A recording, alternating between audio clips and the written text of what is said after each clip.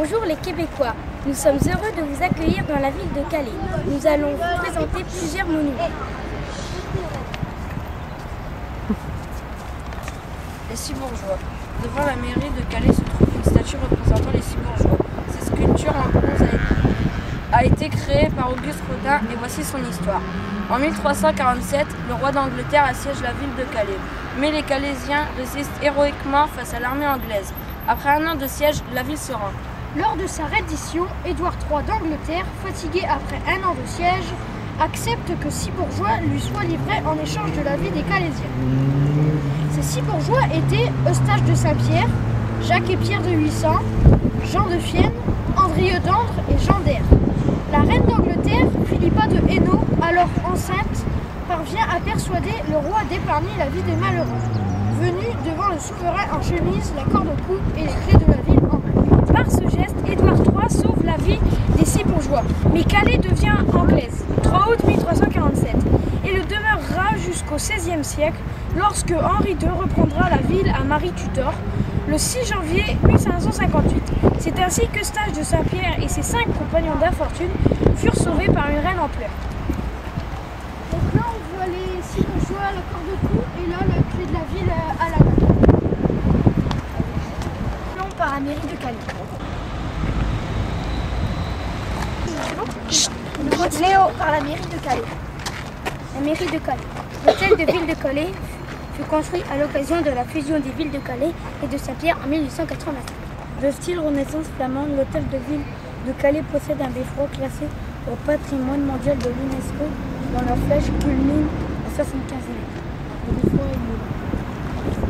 Il est composé de 116 marches à partir du 3e étage. En haut du beffroi, un carillon sonne toutes les heures. De très jolis vitraux, toiles et bustes retracent l'histoire de la ville.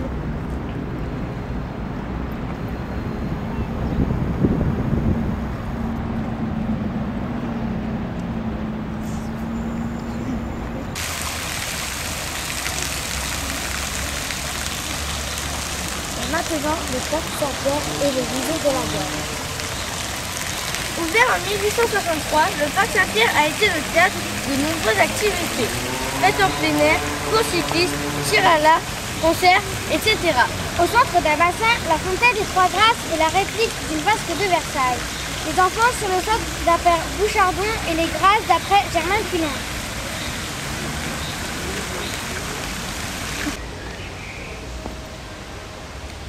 Au centre de ce parc, le musée de la guerre se trouve à l'intérieur d'un bunker allemand qui a abrité pendant la Seconde Guerre mondiale un centre téléphonique. Ce musée dispose de 21 salles, dans lesquelles sont regroupés de nombreux vestiges de la période 1939 à 1949, armes, uniformes et autres documents variés.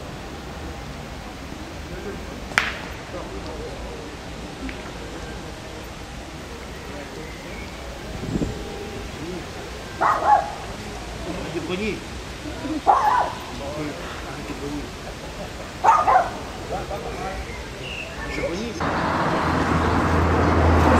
maintenant, le musée de la dentelle. La dentelle est un tissu qui fait la réputation à Calais. Il y a 2 sortes de dentelles, la brodée et la non brodée. Il y a 15 métiers dans l'usine de la dentelle.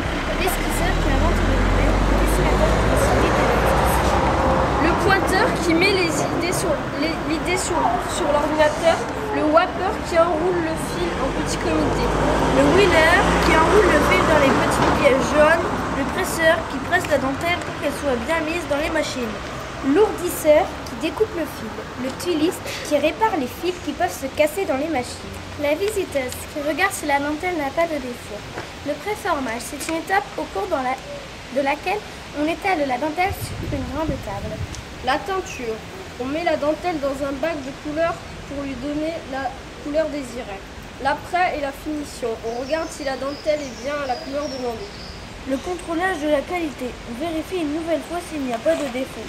L'effilage et l'écaillage. Après le contrôle de la qualité, on découpe en fine bande de dentelle. Un musée des beaux-arts et de la dentelle a même été fondé en 1836 et possède de nombreuses collections constituées en 2 départements. D'un côté, une riche collection de dentelles main et mécanique ainsi que de la des machines et outils et de nombreux costumes et accessoires de notre histoire locale. L'art ancien, la sculpture des 19e siècle et 20e siècle, autour de Rodin, de ses prédécesseurs et de ses héritiers, ainsi que l'art contemporain.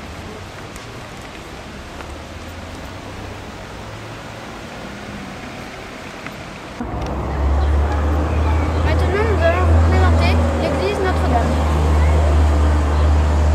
Notre-Dame est la seule église ancienne de Calais. L'édifice a été construit au début du XIIIe siècle. Le bâtiment fut agrandi, puis les travaux se poursuivirent du XIVe siècle au XVIe siècle.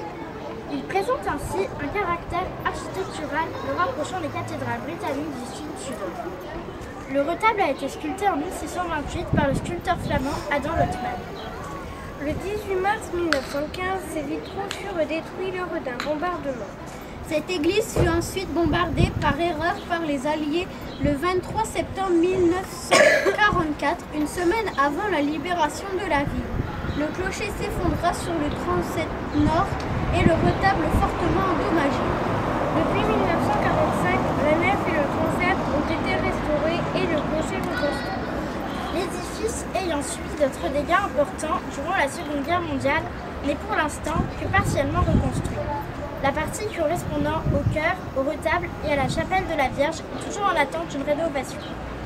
Le général de Gaulle, né le 22 novembre 1890 à Lille, est mort le 9 novembre 1970 à Colombey, les deux églises.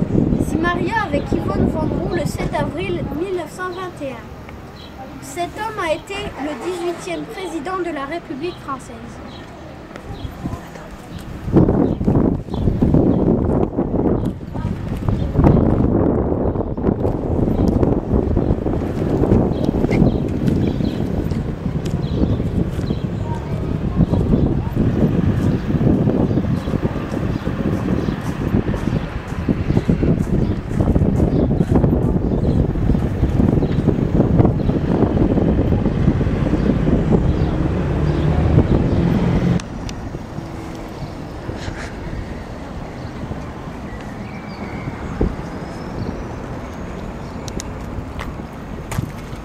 Le phare.